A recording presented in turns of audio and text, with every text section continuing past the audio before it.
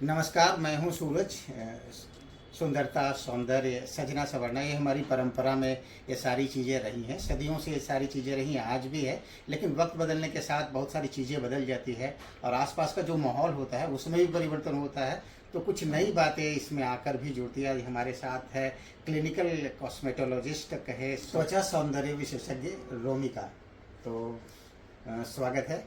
और तो जैसे कि जब हम शुरुआत में ही ये बात हुई कि ये परंपरा रही है, सुंदर दिखना, त्वचा का हेल्दी होना। तो अब जैसे आमतौर पर बातें होती है कि जब सूर्य की किरणों को लेकर भी बड़ी बातें आती है कि त्वचा का उससे बहुत ज़्यादा नुकसान होता है और इसको लेकर बहुत ज़्यादा अवेयरनेस नहीं है समाज में। तो यहीं से शुरुआत करते हैं रोमिका कि किस तरह से इन सब चीज़ों से बचने की ज़रूरत है, खास करके जो सन रेज जो हमारा नुकसान पहुंचाता है वो किस तरह से नुकसान पहुंचाता है, यहीं से शुरुआत करते हैं। सन रेज जो है सिर्फ हार्मफुल नहीं है हमारे लिए, ऐसा नहीं है कि सिर्फ वो हमें हानि ही पहुंचाती है। सन रेज हमारे बॉडी के लिए ज़रूरी भी है क्योंकि हमें विटामिन डी उससे मिलता है। तो कुछ हद तक सन से इसलिए मतलब धूप से बचने की ज़रूरत है क्योंकि ये जो 9 से 4 बजे तक का जो धूप रहता है वो हमारे त्वचा को डैमेज करता है। वो सीवियर स्किन डैमेज कर सकता है और उससे होगा क्या, प्रीमेच्योर एजिंग होगा और उसके बाद फिर लोगों को यहाँ पे छानी होती है, दाग धब्बे आ जाते हैं जिसको कि हम लोग सन स्पॉट्स भी बोलते हैं, वो आते हैं। खास करके महिलाओं को आते हैं, पुरुषों में भी आते हैं जो लोग बाहर बहुत ज़्यादा जैसे जिनका फील्ड वर्क रहा तो उन लोगों में भी बहुत ज़्यादा ये चीज़ देखने को मिलता है। महिलाओं में तो थोड़ा हार्मोनल इश्यूज़ होता है उस कारण से भी। और उसके बाद फिर सबसे बड़ी चीज़ जो कि है स्किन कैंसर। भारत में भी स्किन कैंसर होता है लोगों को, लेकिन वही है कि यहाँ पे इतने एडवांस स्टेज पे लोगों को पता चलता है कि उसके पास बहुत ज़्यादा फिर समय नहीं रहता है किसी भी विशेषज्ञ या डॉक्टर के पास कि सही इलाज उसका हो पाए, रिकवर कर सके। हाँ रिकवर कर सके वो।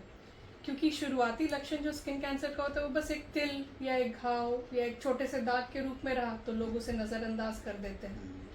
तो सन से डैमेज है स्किन को, लेकिन कुछ फ़ायदे भी हैं जैसे कि सुबह का जो धूप होता है हमारा 6:30 बजे से 8:30 बजे के लगभग का, वो हमारे बॉडी के लिए बहुत अच्छा है।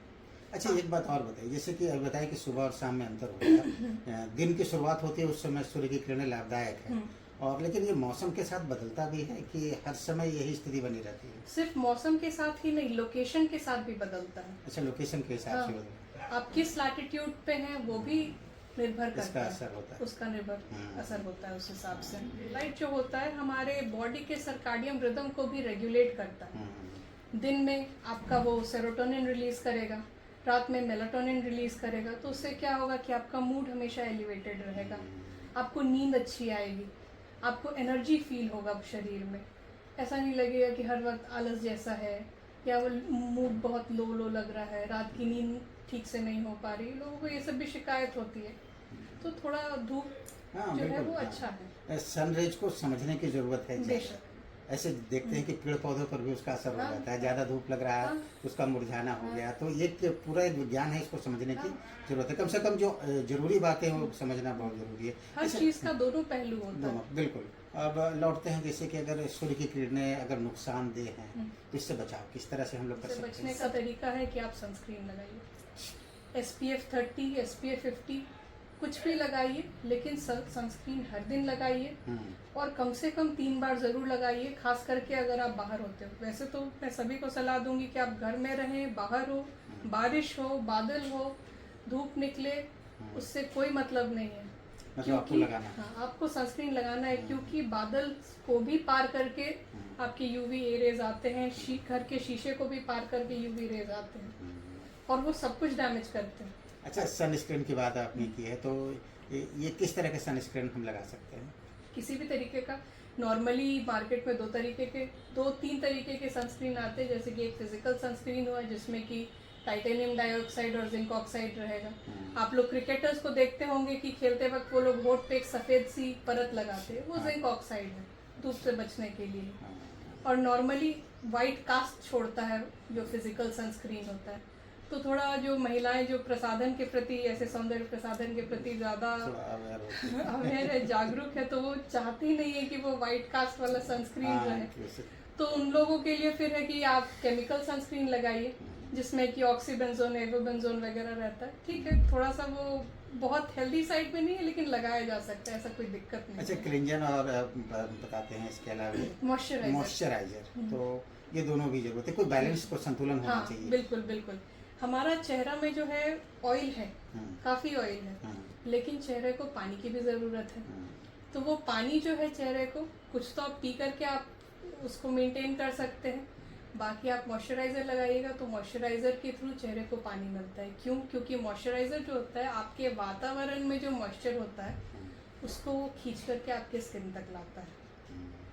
अच्छा, इसे खान पान की बात करें तो जैसे कि बहुत सारी चीज़ें तो खान पान से चीज़ें आती हैं, तो उसमें कौन सी ऐसी चीज़ें हैं जो त्वचा के लिए ज़्यादा महत्वपूर्ण है? जैसे विटामिन सी की चर्चा अक्सर सुनते हैं। विटामिन सी हो गया, आयरन हो गया, एंटीऑक्सीडेंट जो बहुत सारे लगभग सभी फलों से एंटीऑक्सीडेंट मिलता है। एंटीऑक्सीडेंट चेहरे के लिए बहुत अच्छा है, वो चेहरे में चमक लाएगा। आयरन आपके शरीर में सफिशिएंट रहेगा, जो कि आपको सेब, अनार, बीटरूट ये सब से मिलता है, तो आपका चेहरे पे हमेशा वो एक लालिमा रहेगा, चेहरा साफ चमकदार दिखेगा।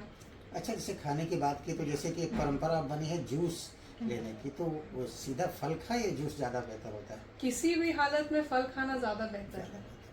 जूस में क्या होगा, आप तो सारा फाइबर फल का निकाल दिए। जूस में हो गया कॉन्सेंट्रेटेड फॉर्म में शुगर, तो वो तो ऐसे भी शुगर किसी भी कभी भी देख लीजिए, किसी भी फॉर्म में देख लीजिए, शरीर को वो हानि ही पहुंचाएगा। त्वचा की बात करते हैं तो आम तौर पर हम भारतीयों की बात करते हैं, तो कौन सी गलतियां करते हैं और कहाँ ज़्यादा ध्यान रखने की ज़रूरत होती है? सबसे ज़्यादा तो लोग ये सोच कर निकल जाते हैं कि क्या ही होगा, ज़्यादा से ज़्यादा क्या होगा, रंग सांवला हो जाएगा या थोड़ा काले ही दिखेंगे, क्या दिक्कत है। पर ऐसा नहीं, आप सिर्फ काले या रंग सांवला होने तक ही त्वचा का रोल नहीं है। आपका त्वचा जो है वो आपका आईना है, आपके शरीर का आईना है। अगर आपके त्वचा में कोई गड़बड़ी आ रहा है, आपके शरीर में कोई गड़बड़ी आ रहा है, तो आपकी त्वचा जो है उस चीज़ को उजागर कर देती है। सबसे जैसे कॉमन चीज़ आप देखिएगा, जैसे शरीर में आयरन की कमी हुई तो आपका चेहरा पीला पीला सा दिखने लगेगा, पेल येलो सा दिखेगा, पता चल जाता है कि हाँ, इनको आयरन की कमी है। और ऐसे चेहरा जैसे बहुत बताया, जैसे ऑयली है या ड्राई है, दोनों तो अलग अलग तरह के हाँ, तीन चार तरीके के स्किन होते हैं, ड्राई है, ऑयली है, नॉर्मल है, कॉम्बिनेशन है कि थोड़ा ऑयली भी है, थोड़ा ड्राई भी है। तो मतलब अपनी त्वचा की भी पहचान होनी चाहिए कि क्या है। बेशक होनी चाहिए। सिर्फ ये सोच करके कि किसी प्रसाधन का बहुत ज़्यादा ऐड दे रहा है टीवी में और आपकी सबसे मनपसंद अभिनेत्री या अभिनेता उसका प्रचार कर रहे हैं, आमतौर पर यही परंपरा रही तो है, आप लोग उसको देखते लगा हैं और लीजिए। उसका अनुसरण बिल्कुल करते गलत है, हैं। ऐसे इससे बिल्कुल बचने नहीं की करें। जरूरत आप है। सबसे पहले ये देखिए कि आपके त्वचा को किस चीज़ की आवश्यकता है। बाजार में तो 1000 तरीके के प्रसाधन उपलब्ध है, सब कुछ लगाना संभव नहीं है और सब कुछ आपके स्किन को सूट करे ये भी संभव नहीं है। कौन कौन सी बीमारियां रोमिका हैं ऐसा जो आम भारतीय महिलाएं और पुरुषों में ज़्यादा देखी जाती है और उस पर ज़्यादा जागरूक रहने की ज़रूरत है? सबसे पहले तो लोगों को अपना खान पान सुधारने की ज़रूरत है। मेरे पास जो छोटी बच्चियां हैं वो आती हैं कि मुझे पिंपल हो रहा है, पस उसमें आ रहे हैं। क्यों आ रहे हैं? क्योंकि आप बाहर का खा रही हैं ज़्यादा। हाँ, एक और खुद देखते हैं कि नई परंपरा बनी है कि जैसे कि लोग कहते हैं कि हम तो फल भी खाते हैं, जूस भी पीते हैं, सारी चीज़ें, और बाहर का चीज़ भी खाते हैं। जैसे वो मन की संतुष्टि वाली बात है। तो उसके बावजूद बहुत कुछ बदलता नहीं हमने है। थोड़ा पुण्य कर लिया, लेकिन थोड़ा थोड़ा बीच में पाप भी कर ले रहे हैं। तो दोनों चीज़ें साथ साथ चलती हैं, लेकिन जब तक पूरी तरह से हम प्राकृतिक नहीं होंगे, आप जब तक स्वच्छ नहीं खाएंगे, स्वच्छता अपने भोजन में नहीं अपनाएंगे, तब तक कुछ ना कुछ तो लगा रहना है। अच्छा, एक बात और बताइए, जैसे कि आप सनस्क्रीन लगाते हैं या मॉइस्चराइजर यूज करते हैं, तो उसके लिए कोई उम्र निर्धारित है कि इस उम्र के बाद ही लगाना है या फिर इसके 6 महीने के बच्चे के बाद से कोई भी सनस्क्रीन लगा? 6 महीने के बच्चे के बाद से 6 महीने का बच्चा को भी सनस्क्रीन सजेस्ट किया जाता है। 6 महीने का हो गया बच्चा, उसके बाद बच्चों का भी सनस्क्रीन आता है और उन्हें भी सनस्क्रीन लगाया जाता है। तो आप सोच लीजिए कि किस शुरुआती समय से आपको ज़रूरत है कि आप धूप से बचें। और महिलाओं को त्वचा कहीं की समस्याएं ज़्यादा आती है, तो चेहरे पर ये हाँ, उन्हें छाई होंगी, काले घेरे हो जाएंगे। उसके बाद फिर उन्हें कील मुहासे भी थोड़ा ज़्यादा आते हैं, चेहरा थोड़ा डल दिखेगा। और सामान्यतः देखा गया है कि उनमें एजिंग मतलब उम्र दराज दिखने का जो थोड़ा सा एक झलक होता है बहुत जल्दी वो होता है। जल्दी आ जाता है। तो बहुत सारे कारण पुरुषों की तुलना में ज़्यादा। पुरुषों की तुलना में थोड़ा ज़्यादा आता है। हम्म, एक तो सबसे ज़्यादा कि वो लोग स्ट्रेस ही इतना ज़्यादा लेते हैं। आप अगर स्ट्रेस लीजिएगा तो आपके चेहरे पे चमक आएगा कहाँ से। फिर देर रात तक अगर आप जग रही हैं तो काले घेरे तो होने ही हैं। उसके बाद आपने सनस्क्रीन नहीं लगाया, आप बाहर ऐसे ही निकल रही हैं, स्किन डैमेज होगा, दाग आएंगे, मेलाज्मा होगा, हाइपर पिगमेंटेशन होगा, पोस्ट इन्फ्लेमेटरी हाइपर पिगमेंटेशन भी फिर होने लगेगा। फिर प्रेगनेंसी हुई तो उसके बाद कोलाज्मा हो गया। तो बहुत तरह के मतलब है प्रॉब्लम्स जो कि महिलाओं को स्किन से संबंधित होते हैं। और देखिए ये तो इस पर बड़ी लंबी बातचीत हो सकती है, लेकिन एक महत्वपूर्ण सवाल है, इस आपसे जानना चाहेंगे कि जैसे कि आमतौर पर एक भारतीय परंपरा रही है कि जो घरेलू चीज़ों से कहें कि वो एक ट्रीटमेंट लोग करते रहे हैं, तो इसको लेकर थोड़ा मार्गदर्शन कर दीजिए। घरेलू चीज़ कुछ हद तक ठीक है, जब तक आप उसमें बहुत ज़्यादा परम्यूटेशन कॉम्बिनेशन नहीं कर रहे हैं। आजकल क्या हो रहा है कि यूट्यूब में दिखाएंगे वो लोग कि आप कॉफ़ी पाउडर लीजिए, उसमें नींबू डाल दीजिए, उसमें बेकिंग सोडा डाल दीजिए, उसके बाद उसमें दही भी मिला दीजिए। आप क्या मतलब क्या बन रहा है उसका वो आप सोच भी नहीं सकते हैं, और उसके बाद आप उसको सीधे चेहरे पे लगा ले रहे हैं। बेकिंग सोडा चेहरे पे, हम लोग नींबू तक चेहरे पे लगाना मना करते हैं, लगाने से मना करते हैं। हाँ, कि नींबू भी चेहरे पे नहीं लगाइए, वो इतना ज़्यादा पोटेंट है कि वो आपके स्किन को बहुत ड्राई कर देगा, आपका स्किन फटने लगेगा। लोग ये सोचते हैं कि नींबू है उससे चेहरा साफ हो जाएगा। उससे भी ज़्यादा आश्चर्यजनक बात है कि लोग को अगर कील मुहासे होंगे तो वो लोग टूथपेस्ट लगा लेते हैं। वो लोग सोचते हैं कि भाई टूथपेस्ट लगा लो। हाँ, इस तरह का तो यूट्यूब वगैरह में पूरा भरा हुआ है ये सारी इतनी चीज़ें। प्रकार की भ्रांतियां फैली हुई हैं घरेलू नुस्खों से को लेकर के कि उसका कोई अंत नहीं है। लोग को लगता है कि किचन में जो भी सामान है वो चेहरे पे लगा लो। फिर भी एक मोटा मोटी एक बात ये बताइए कि कौन सी ऐसी चीज़ें जिसका इस्तेमाल करना चाहिए खास तौर पर। हाँ, आप दही बेसन लगा सकते हैं, पर उसमें भी है कि हमारे घर में जो दही आ रहा है और आपके घर में जो दही आ रहा है उसमें कोई क्या अंतर है। हाँ। हो सकता है मैं अपने घर का दही बेसन लगाऊं, मेरा चेहरा चमके, आपका ना चमके।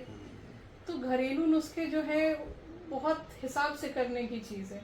बाकी लगाने के लिए आप दही बेसन लगा लीजिए, हल्दी चंदन पाउडर लगा लीजिए, गुलाब जल रुई में भिगो करके चेहरा में लगा लीजिए, तो ठीक है। मतलब एक हद तक जब तक आप कर रहे हैं ठीक है। अगर उसमें आप बहुत ज़्यादा एक्सपेरिमेंट कर रहे हैं तो एक्सपेरिमेंट का नतीजा हर बार पॉजिटिव नहीं आता है। कई बार ऐसा हुआ कि एक्सपेरिमेंट के चक्कर में हानि भी हो जाएगी। चलिए, बड़ी लंबी बातचीत हुई और इतनी अच्छी जानकारी आपने दी, और आपसे एक बात ही नहीं पूछे कि आप अपना परिचय दे दीजिए। बहुत सारे लोग जानना चाहेंगे कि आपका अपना परिचय क्या है। मेरा नाम रोमिका है और मैं clinical cosmetologist and aesthetic medicine practitioner हूँ। मैं IEBDAC UK सर्टिफाइड हूँ। और आपको अगर स्किन से संबंधित या बालों से संबंधित कोई भी समस्या हो, सौंदर्य से संबंधित समस्या, तो आप बेशक मेरे पास आ सकते हैं और आपका कुछ ना कुछ समाधान उसका हम लोग अवश्य निकाल लेंगे। चलिए रोमिका, इतनी अच्छी बातचीत हुई, धन्यवाद।